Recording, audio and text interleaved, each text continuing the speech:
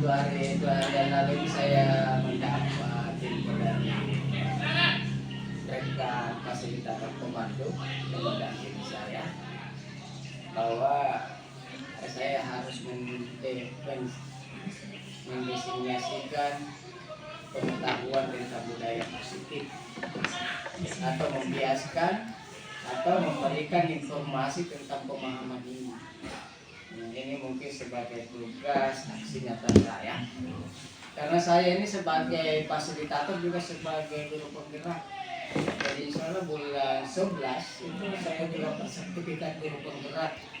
Artinya saya punya keraan, disetarakan. Jadi saya hanya membuat 3 aksi nyata. Karena jam memfasilitasi teman-teman di sana tidak cukup untuk mendapatkan sertifikat guru penggerak. Jadi saya tambah, saya istilahnya punya keraan, sehingga saya nanti juga mendapat sertifikat guru penggerak. Saya diundang lah begitu, diberi kesempatan juga. Walaupun saya sebenarnya kan sudah fasilitator, tapi saya katanya harus punya sertifikat guru penggerak.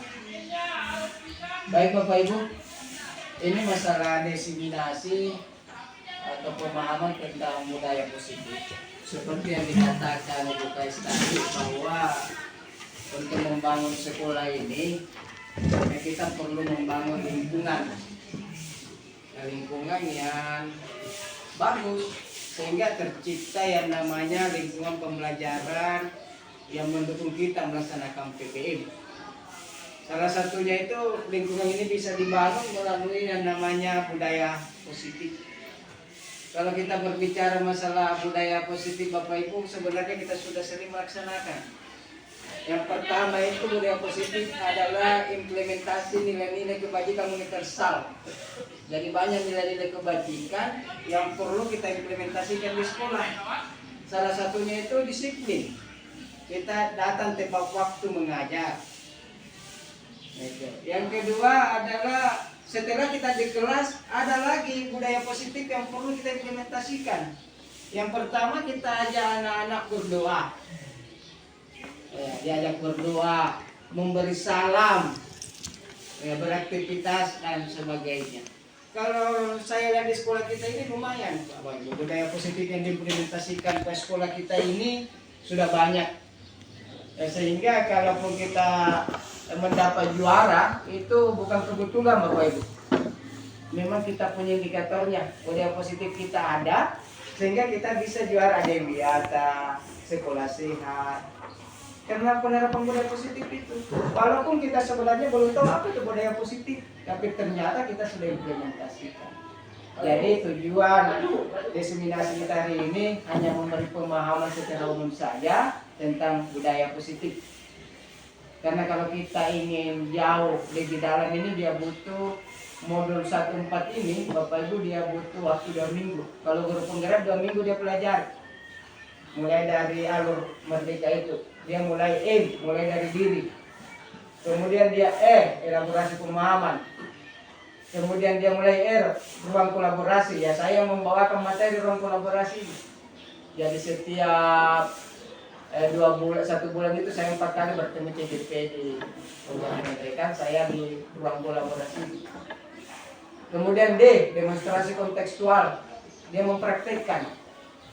Kemudian elaborasi pemahaman, dia belajar bersama instruktur. Saya juga ada di situ. Ya, D. Kemudian K, koneksi antar materi, dia menghubungkan. Kemudian A, aksi nyata. Jadi kalau misalnya guru penggerak itu memang diprioritaskan untuk menjadi pemimpin pembelajaran dalam hal ini pengawas, seperti yang Ibu Rosma ini yang tinggal menunggu meeting atau kepala sekolah, itu wajar. Karena kemampuan dia dalam memanajemen sekolah itu sudah dilatihkan. Mulai 9 bulan, 6 bulan, bukan 1 minggu. Saya bertugas ini sampai bulan 11. Waktu saya sebenarnya kalau dibilang padat, biasanya kebanyakan laptop. Tapi yang namanya tugas PDM, karena kita sudah membuat fakta integritas, tidak boleh melalaikan tugas, kita harus saja. Dia akan sesuatu. Bapak Ibu, dari yang tadi nilai-nilai kebajikan universal itu sudah banyak kita laksanakan di sini. Salah satunya itu profil pelajar Pancasila itu wajib untuk bertakwa kepada Tuhan Yang Maha Esa dan berakhlak mulia. Itu yang paling nomor satu. Jadi kalau berbicara masalah kurikulum merdeka ini sebenarnya paling religius ini kurikulum, karena Ki Hajar Dewantara melihat dari segi kodrat anak.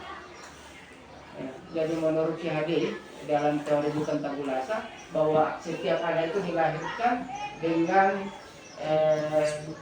takdirnya sendiri-sendiri. Sudah ada dari samar-samar setiap anak itu yang akan kita munculkan. Itulah yang kita pertebal untuk mengantarkan anak-anak meraih masa depan. Jadi pada prinsipnya kita mendampingi anak-anak untuk mencapai tujuan pembelajaran untuk keselamatan dunia akhirat. Jadi tidak sama dulu kita mengajar untuk mendapatkan nilai ujian nasional, karena ada ujian nasional sekarang tidak.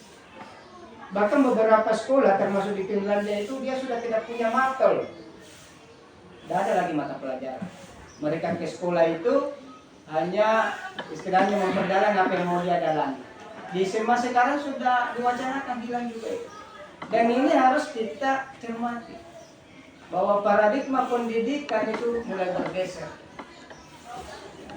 Kita akan menuju ke pendidikan yang memerdekakan murid. Baik Bapak Ibu, yang kemudian ada teori motivasi. Kita ke sekolah ini termotivasi.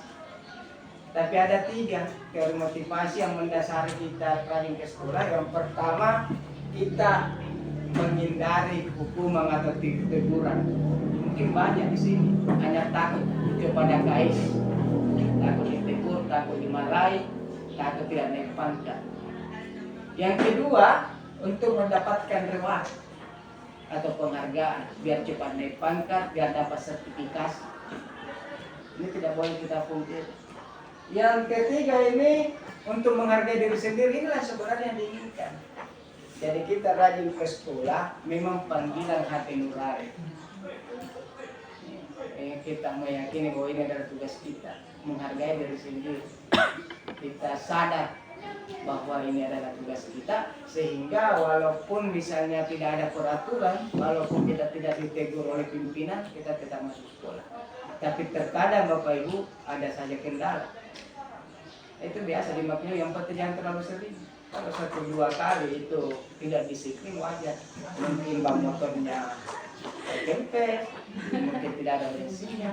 Tapi kalau sudah berkali-kali memang perlu dipertanyakan juga profesi. Kemudian posisi kontrol. Kita punya juga posisi kontrol mendampingi anak-anak. Pada umumnya kita berada di posisi pertama ini, penghukum.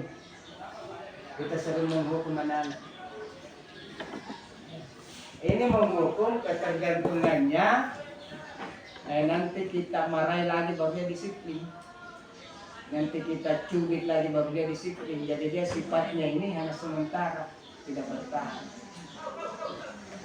Kemudian membuat rasa bersalah, sama penghukum, cuma dia ini tidak memakai kekerasan. Tapi semua ini dia menekan anak-anak. Dia membuat rasa bersalah dengan bahasa yang lembut, tapi anak-anak tertusuk sehingga tertekan.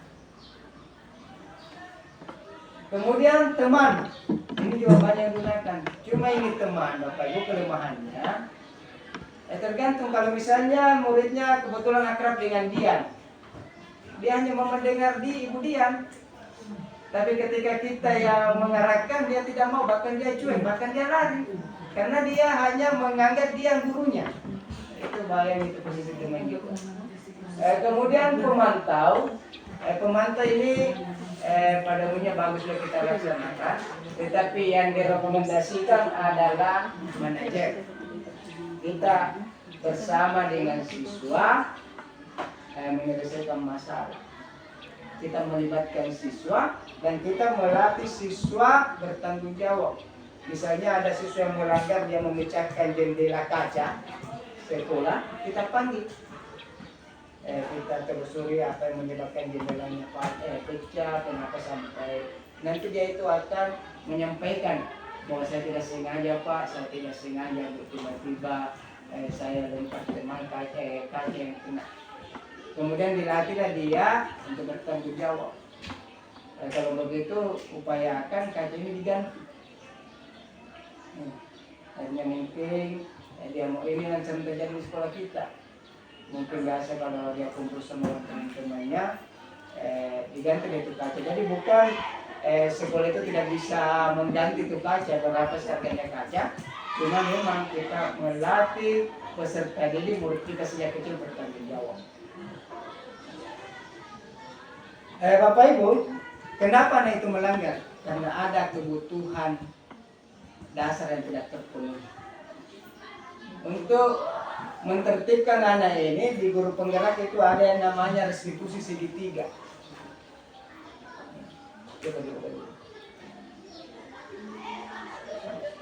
Ya, ini restitusi segitiga. Jadi pada prinsipnya restitusi segitiga ini siswa yang melanggar kita ajak berkomunikasi. Kan beda Bapak Ibu, kalau siswa itu diajak sama gurunya kan senang juga. Ditanya kenapa sampai di sini, kenapa sampai terlambat, pasti dia ada masalahnya sudah terlambat. Pak, saya tinggal di rumahnya Om, bapak saya sudah tidak ada, mama saya sudah tidak ada. Makanya profil murid itu harus kita tahu juga. Jangan kita samakan orang yang tinggal dengan fasilitas mewah dengan orang yang pas-pasan, beda lah. Kalau Bapak Ibu samakan, berarti Bapak Ibu tidak adil. Orang yang tinggal di kartu sekolah sama orang tuanya ekonominya bagus, rajin ke sekolah. Sementara ada siswa kasihan yang tinggal sama tantenya, tinggal sama omnya. Kemudian kita memberikan penilaian yang sama. Kita punya standar KKM 75, makanya KKM itu sekarang dihilangkan. Karena anak-anak itu kan profilnya berbeda-beda. Yang kita takutkan ketika minat bakat murid ini kita tidak bisa penuhi. Coba bayangkan Bapak Ibu, ada siswa kita yang gaya belajarnya visual atau menonton video. Sementara kita mengajar 10 tahun kita tidak pernah putar video di sekolah itu, atau selama di sekolah di sini kita tidak pernah memutar video, maka kita tidak memenuhi kebutuhan mereka. Nah, kita tidak memenuhi kebutuhan mereka. Kemudian kita samakan nilainya. Sebenarnya salahnya sama kita itu. Gaya belajarnya begini, kita ajarkan dia kinestetik. Bagaimana dia bisa masuk jadi guru? Jadi cara untuk melaksanakan pembelajaran dan referensi yang paling sederhana ini untuk memenuhi kebutuhan belajar mereka, variasikan dari kita. Kemarin saya ada observasi itu 3 metode Bapak bisa gunakan. Yang pertama kajian literatur, kemudian diskusi kelompok dan eksperimen. Ya. Jadi tiga kebutuhan belajar murid terpenuhi. Kalau ketiga kebutuhan belajar ini gaya belajar murid ini 3 ada di situ, semua terpenuhi. Maka saya adil. Jadi tidak usah kita pusing dengan pembelajaran berefisiensi, variasikan saja metodenya, pendekatannya. Berikan anak-anak misalnya dalam buku paket ada soal 30, suruh memilih, kerjakan 5 sesuai keinginan kalian. Nah, jangan kita paksa 1 sampai 30 tertibkan. Kita tidak menciptakan budaya positif. Jadi tidak usah dipermasalahkan bahwa ada lagi metode pembelajaran berdiskresi semakin berat pekerjaan saya. Memang saat ini kita guru itu harus keluar dari zona nyaman. Kalau misalnya Ibu KS intinya memarahi kita dan memberikan nasihat wajar. Karena kita memang tidak boleh terlalu santai, harus belajar. Sehingga kalau kita pilih seperti guru ini itu dia belajar sampai 9 bulan bahkan 12 bulan, turun ke Kendari itu wajar kalau dia. Kemudian salah satu contoh lagi kalau Ibu Rosmei ini suka berbagi berkolaborasi itu di bidang peran guru penggerak ini. Ini kan fakta. Ada masalah kita suruh upload sama dia punya nilai dan peran guru penggerak dan itulah yang dia praktekkan dan dia tidak pernah meminta mungkin Ini dia ikhlas. Kemudian segitiga restitusi ini Bapak Ibu, intinya tidak perlu saya jelaskan karena kalau mau dijelaskan ini sampai 2 minggu.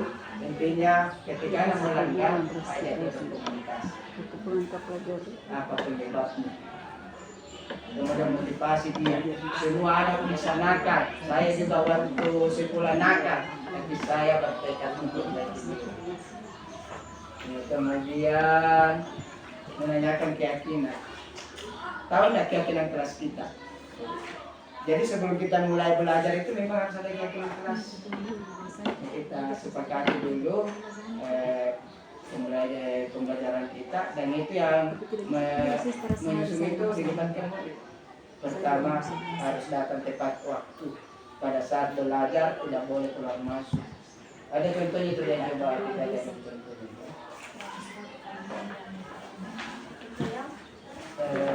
Halaman 2 kayaknya. Itu tuh yang gambar itu keyakinan ini. Ini salah satu keyakinan kelas. Jadi beda tata tertib yang keyakinan kelas. Kalau keyakinan kelas ini lebih merdeka, karena yang menyusun dilibatkan siswa dulu. Beda tata tertib itu bahkan datang dari dinas, karena kita tidak tahu, kasih tahu. Akhirnya dia terpaksa melaksanakan tata tertib itu. Tapi kalau keyakinan kelas kita bersama-sama mereka. Salah satu contoh hukuman dengan keyakinan Bapak Ibu. Kalau kita tidak menggunakan helm, itu kita melanggar aturan. Karena itu aturan dari kepolisian kita bisa ditilang. Tapi aturan keyakinan Bapak Ibu, kalau kita tidak memakai masker pada masa COVID, itu kan kesadaran. Ya, kalau kita tidak memakai masker, kita gampang terkena COVID. Dan padanya waktu itu sebelum ada itu aturan juga rata-rata kita pakai masker.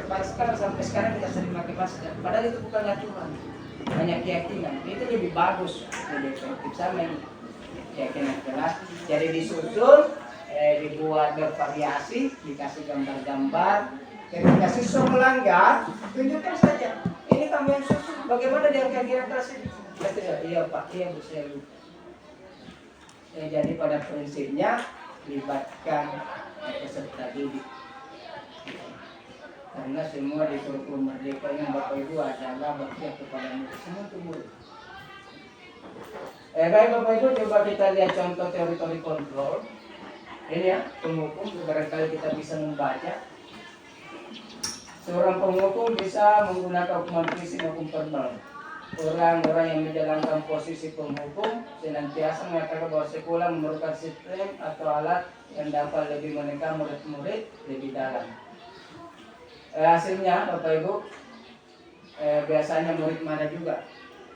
Walaupun mungkin dia tidak melawan, tapi ada rasa marah, rasa jengkel dan sebagainya, mendendam atau bersifat agresif. Bisa jadi sesudah kembali duduk, murid tersebut akan mencoret-coret bukunya atau meja tulisnya. Lebih buruk lagi. Sepulang sekolah, murid punya motor atau mobil Bapak Ibu guru dan akan menggores kendaraan tersebut dengan paku. Jadi kalau bisa Bapak Ibu, disarankan bahwa penghukum ini tidak perlu ada lagi di sekolah, karena efeknya baik terhadap murid maupun guru itu ada. Tetapi kalau masih dibutuhkan juga tidak apa-apa. Saya juga masih sering menarik campur anak-anak. Kalau ada ya, tapi saya kira kalau sekali-sekali tidak apa-apa. Sekali-sekali tidak apa-apa. Coba kemudian yang kedua, pembuat rasa bersalah ini bukan bermasalah ya, pembuat rasa bersalah. Dia ini mirip-mirip penghukum, cuma dia lebih lembut. Tapi sebenarnya dia masuk di hatinya, dia yang kita ini adalah jiwanya, bukan fisiknya. Ini juga efeknya bahaya, bisa anak tertekan dan murung. Apalagi kalau dia mengidolakan gurunya, kemudian kita kasih rasa bersalah, pasti dia bilang dia tidak suka misalnya Pak Guru, tidak suka misalnya Ibu Guru. Kentara itu Bapak Ibu, saya juga pernah lakukan itu. Ketika saya mengajar dia ribut, saya bilang saya tidak mau lagi masuk di sini. Saya keluar waktu itu, langsung diam semua. Dia padahal kita tidak melakukan kontak fisik, dia merasa bersalah. Tidak mengajar dia tidak ajarnya mungkin kita. Tapi seperti ini kalau bisa juga kita. Yang ketiga, Ada Bu Ardi juga di luar. teman. Ini juga banyak. Ardi. Cuma saya katakan kalau teman ini biasanya tergantung gurunya. Nah, ini pemantau.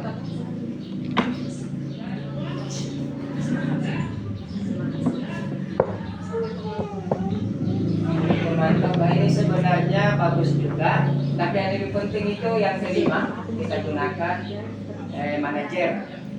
Inilah yang direkomendasikan oleh pakar kita. Artinya anak-anak diajak mengatasi masalah. Kita libatkan mereka mencari akar permasalahannya, bagaimana dia bertanggung jawab. Barangkali itu saja budaya positif yang perlu kita pahami Bapak Ibu. Jadi yang kelima ada beberapa budaya positif yang kita implementasikan. Yang pertama dan nilai kebajikan universal. Banyak nilai-nilai kebajikan. Dua sini nilai-nilai kebajikan universal. Anak-anak mencium tangan gurunya itu adalah nilai-nilai kebajikan universal. Anak-anak disiplin, pramuka, mencintai lingkungan, itu semua dari nilai-nilai kebajikan universal. Kemudian dalam menerapkan disiplin, sebaiknya kita tidak perlu sering menghukum. Kalau memang dibahas begitu sekali saja, tapi sebaiknya melalui restitusi segitiga. Ajak anak-anak berkomunikasi.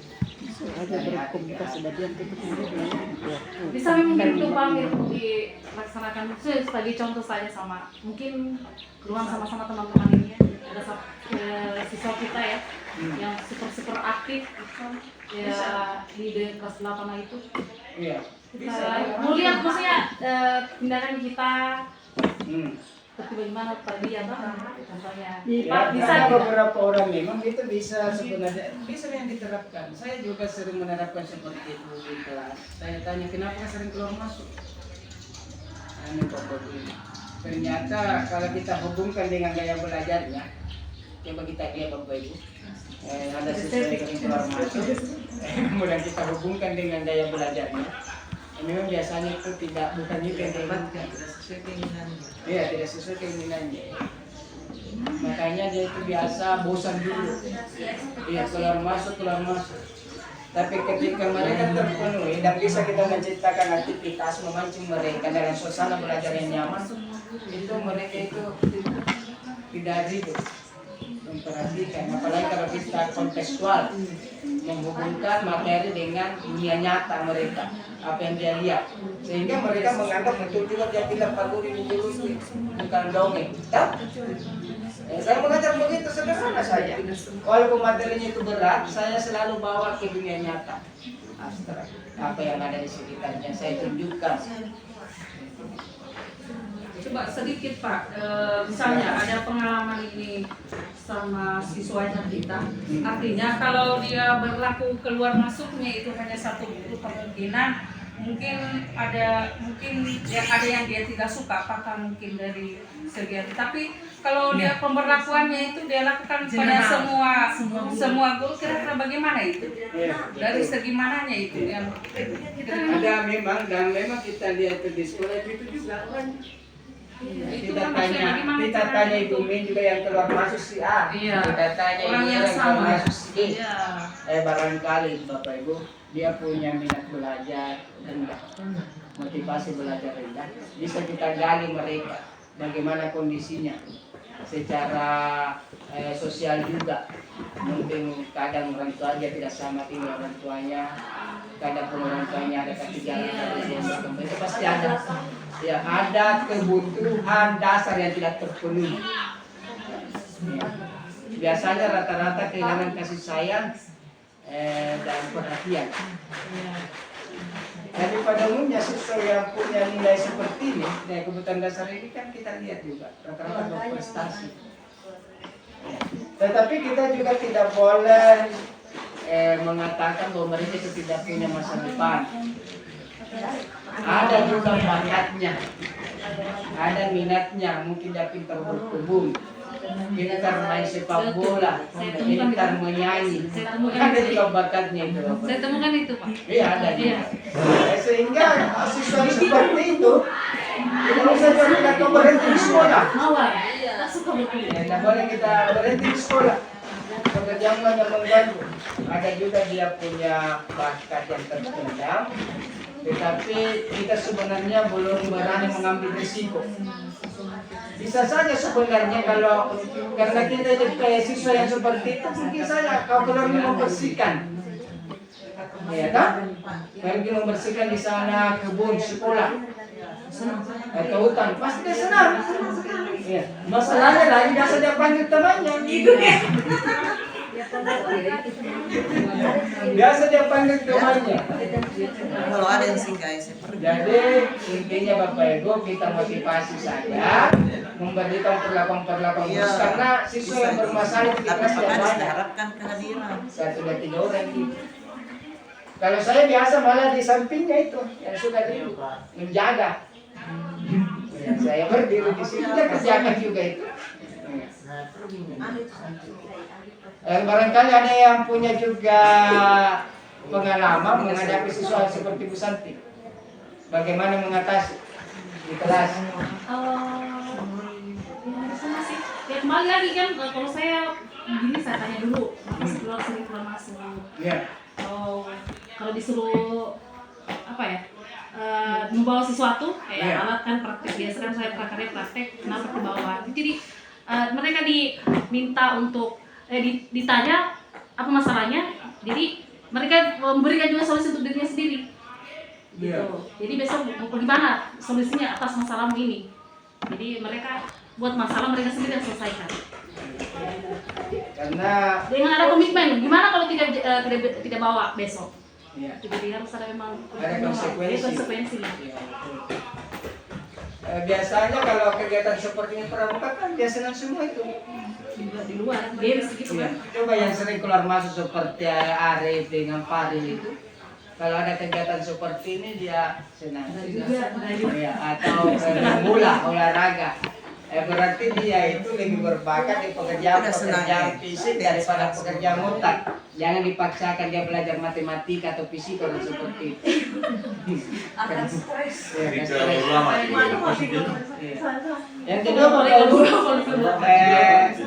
misalnya memberikan tugas sama anak-anak, kita juga tidak perlu kaku. Misalnya dia sebutkan dan jelaskan. Keluar masuk. Nah, ada yang hanya kalau yang punya kemampuan di atas itu memang dia sebutkan dan jelaskan, tetapi yang rendah kemampuannya itu hanya menyebutkan. Iya menyebutkan saja. Tidak apa-apa kita terima juga soalnya Iya. dan juga memberikan penilaian yang maksimal karena hanya kemampuannya sampai di sini. Dia belum sampai di menjelaskan apalagi mengidentifikasi. Kan kita bisa lihat di sana kelompokkan tak ini yang mampu. Ketika kita kasih soal sebutkan dan jelaskan dia lengkap dengan contoh-contohnya. Ada kasih yang hanya menyebutkan, kita juga diberi nilai. Jangan kita bilang ini yang lengkap 100, ini yang hanya menyebutkan 50. Dikasih lulus juga ini karena hanya kemampuan sampai di sini. Karena nilai sekarang ini bukan lagi istilahnya standar utama. Yang lebih penting adalah aktivitas mereka. Aktivitas mereka. Kemudian kalau misalnya siswa juga dikasih tinggal kelas, ini adalah kegagalan juga. Karena banyak riset, tidak ada siswa yang tinggal kelas setelah dia mengulang di kelas yang sama dia berprestasi. Kalaupun ada hanya 1%, malah pada umumnya mereka ini. Jadi hampir tidak ada gunanya kita melakukan pekerjaan yang sia-sia. Jadi kita harus simpati sama anak. Mungkin nanti ini ada juga nanti banyak permasalahan Bapak Ibu di sekolah, bukan cuma kita. Bahkan menurut pakar profesi yang paling tinggi stresnya itu adalah kita di atasnya dokter. Wajar kalau misalnya kita mau ditambah lagi gaji 2 juta, itu karena stres kita itu tinggi. Apalagi kita menghadapi yang namanya sekarang teknologi. bagaimana yang tidak mampu. Tapi kan ada yang bisa khusus, mereka bisa didampingi, bisa dibimbing. Barangkali itu saja Bapak Ibu. Jadi intinya salah satu budaya positif yang paling penting itu harus disiplin ada di sekolah. Yang paling utama. Sumber permasalahan siswa di sekolah ketika jam pelajaran itu kosong. Tapi ketika dia juga istirahat itu jarang jauh masalah karena mereka sibuk dengan aktivitas masing-masing. Tapi di kelas yang kosong, aktivitas itu terpusat. Bahkan hampir tidak ada aktivitas karena mereka menunggu gurunya datang. Ketika mereka menunggu gurunya datang, di sini biasa muncul permasalahan itu. Banyak kejadian. Cuma karena kita juga ini kan menjaga institusi kita, ditutup-tutupi juga. Tapi sekarang kan gampang dibilangkan. Walaupun disembunyi seperti di SMP 3 gua itu kan Islam. Tapi dibuka kembali. Itu menurut teman waktu itu dia lagi menunggu temannya. Menunggu gurunya tidak terlambat datang. Sebenarnya itu Pak, orang sudah damai nih hanya karena dari itu video, Ya. dia diangkat kembali nih. Diangkat kembali. Karena ada pembohongan sama si korban bahwa tidak seperti ini kejadian. Dipukul di sungguh minasa. Banyak termasuk kita ini yang tadi didorong kemudian dia koma. Kalau kita diviralkan kan bahaya juga institusi kita ini. Iya, Untung-untung itu orang tuanya tidak terlalu Iya. Kalau orang yang paham itu Bapak Ibu dia bisa tuntut kita di sekolah ini. Kita bisa jelas diviralkan. kita akan dipiramkan. Makanya saya wanti-wanti. Ada barangkali masalah atau barangkali ada yang bisa memberikan pengalaman, mungkin Bu Ros barangkali ada kiat-kiat sedikit. Karena Gus Medi ini dia pelajari 3 bulan. Silakan. Ya, terima kasih. Untuk implementasi budaya positif sebenarnya ini tidak bisa dilakukan secara sendiri-sendiri. Karena kalau ketika sendiri-sendiri mungkin kayak saya mungkin keras atau berusaha untuk memberikan restitusi mungkin ini, tapi ketika ada satu guru yang memberikan ruang tidak seperti itu, ya akan tetap ada kecolongan. Jadi mungkin saran saya ketika kita akan melakukan disiplin positif itu harus dilakukan secara serentak pada satuan pendidikan. Kemudian disepakati apa saja ketika terjadi pelanggaran ini apa konsekuensinya, apa yang harus kita lakukan. Kemudian tidak sekedar saja sampai di restitusi. Artinya jangan setengah-setengah ketika kita melakukan komunikasi dengan siswa.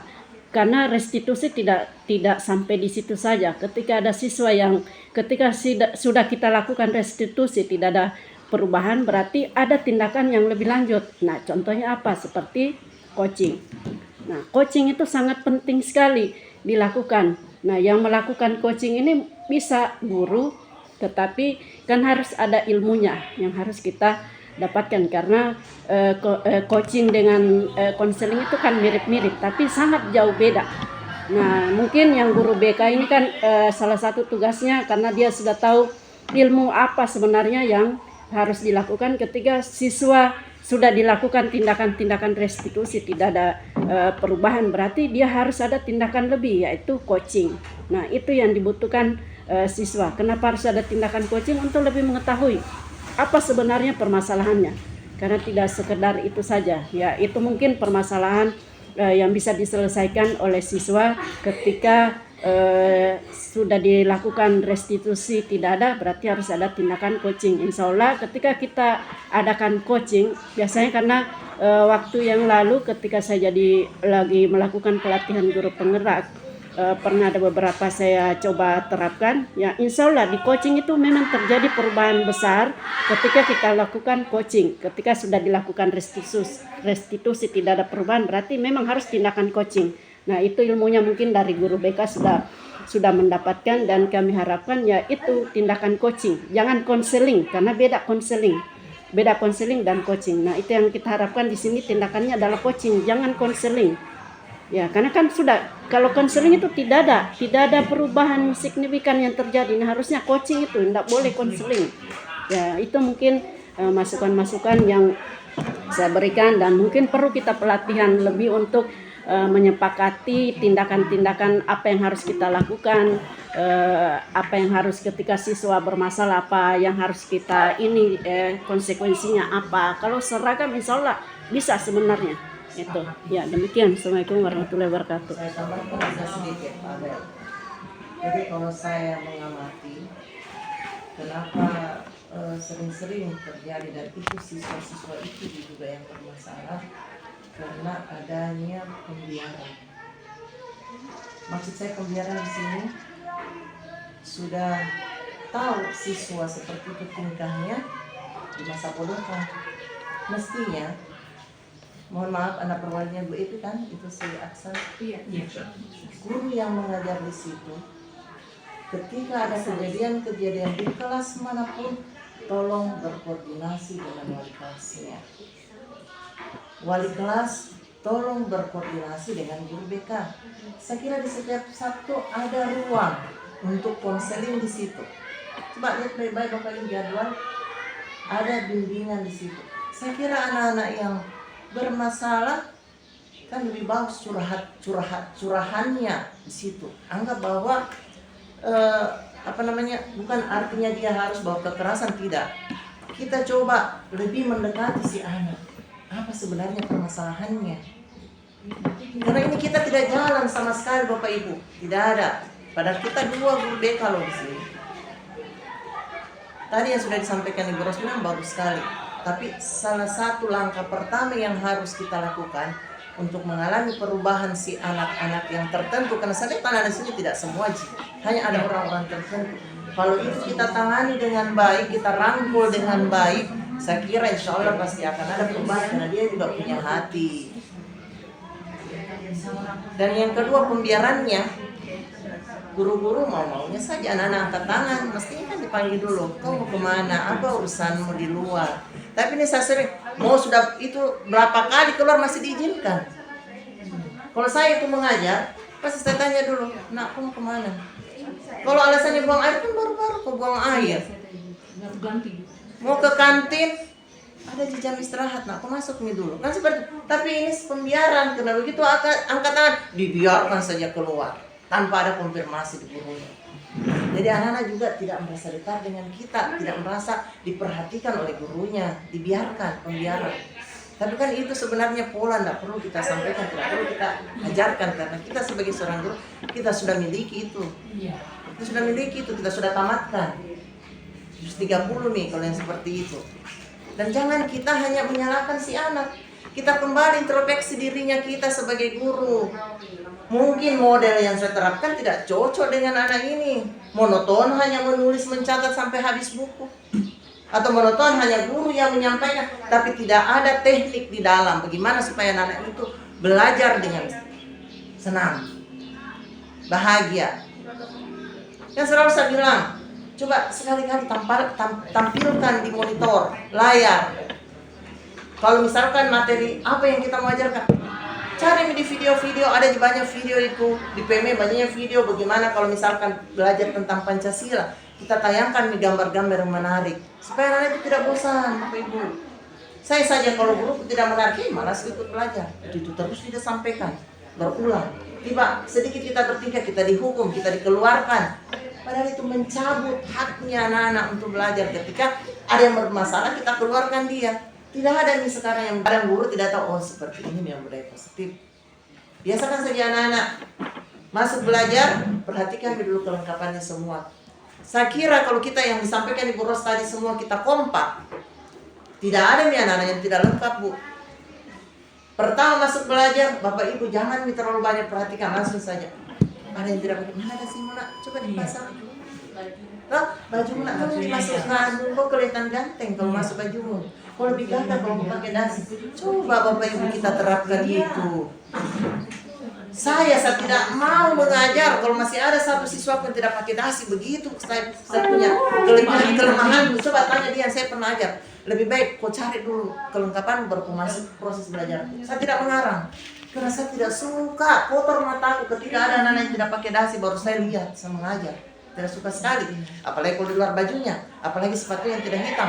Karena saya pada saat penghormatan pemberi salam, siap 1, 2, Jangan dulu duduk ya, saya perhatikan dulu kelengkapannya. Jadi itu pembiasaan, itu kan budaya positif itu. Jadi kalau nanti hari Senin baru kita biasakan anak-anak, hilang. Tapi kalau setiap hari semua guru ketika bergantian jam, Ibu Epi dan Bu Aji masuk, Bu Aji saya perhatikan dulu kelengkapannya. Jangan kita langsung duduk mengajar, gampang gitu mengajar. Materi di-download saja dia sudah dapat nih anak-anak sebenarnya. Tapi bagaimana pembiasaan-pembiasaan positif ini sama anak supaya tertanam, jadi kebiasaan. Dia merasa tidak sempurna ketika ada yang tidak lengkap dalam dirinya. Itu maksud saya. Tapi kalau hanya hari Senin kita periksa, ini tidak ada gunanya. Termasuk pada apel. Kenapa kita apel 5 menit? Jangan banyak penyampaian. Toh, kita periksa saja kelengkapan siswa. Kita kasih hukuman juga tidak ada efek-efeknya, tidak ada jerahnya. Hanya kita terapkan saya pembiasaan. Mari kita Bapak Ibu, harapan saya mudah-mudahan dengan kegiatan ini ada manfaatnya buat kita semua supaya bisa kita terapkan apa yang kita harapkan anak-anak yang kita tamatkan, apa yang kita harapkan supaya dia menjadi generasi penerus itu akan terwujud Bapak Ibu. Kalau kita semua cuek, siapa yang mau kasihan ini sekolah? Tidak mungkin mau kepala sekolah yang masih di kelas mau terapkan itu disiplin positif. Pasti Bapak Ibu guru. Termasuk Pasira, anak-anak yang tidak minta perhatian sama gurunya. Kenapa itu anak-anak saya perhatikan? Dia suka sama gurunya. Dia dia mau cari perhatian. Kesian mungkin kurang perhatian di rumahnya, tiba di sekolah dia mau cari perhatian di gurunya. Karena kalau kita sanjung-sanjung juga ada besar kepalanya. Memang kita itu guru repot kesian. Repot sekali. Luar biasa kita punya repot. Anak-anak kadang kita tidak urus di rumah, nanya orang kita urus. Sudah apa nih? Karena ini yang bisa menyalahkan anak, toh hasil Siswa yang sebelum masuk, kalau saya ini di semester ini salah satu poin yang saya buat kesepakatan kelas itu salah satunya adalah siswa hanya diperbolehkan keluar 1 kali selama jam pelajaran saya. Jadi dia ingat dia sudah keluar 1 kali, kapan lagi dia mau keluar tadi dong kesepakatan kelas ini apa? Oh iya Bu. Nah, dia bilang mau kencing, dia tidak nanti keluar karena dia sudah pernah keluar 1 kali. Nah kemudian yang kedua ini mengenai perwalian saya. Supaya diketahui oleh UKS dan semua guru-guru, ada 1 orang siswa ini atas nama Latin ini sudah 3 minggu tidak hadir. Nah, kemudian saya tanya-tanya anak sekolah biar sore mereka sudah tidak pernah main-main, dan saya mau ke rumahnya itu terkunci terus, tidak pernah terbuka. Nanti baru minggu lalu saya hubungi sepupunya, ternyata itu mereka sakit satu keluarga dan tidak mau keluar, malu. Nah, makanya kemarin ada yang saya tanya, bagaimana ini kasihan karena dia mau pergi urus surat keterangan dokter tidak bisa. Jadi sakitnya ini mereka di kulit Bu, seperti pohon katanya. Baru biar uang mereka tidak ada di kasihan dengan mamanya, bapaknya, jadi mereka tidak bisa masuk ke dokter. Kelas itu memang diharapkan sebelum kita mengajar dibuat dulu. Efektif itu Bapak. Kita tinggal ingatkan. Saya kira ada kita punya kesepakatan begini. Yang kedua masalah coaching ini tinggal komunikasi. Nanti ada waktu mungkin di Komber ini kita sedikit praktek ini coaching. Karena kita hanya tahu coaching tapi strategi tekniknya kita belum tahu. Yang bagus. Barangkali bisa ya. Terima kasih. Assalamualaikum warahmatullahi wabarakatuh. Waalaikumsalam warahmatullahi wabarakatuh.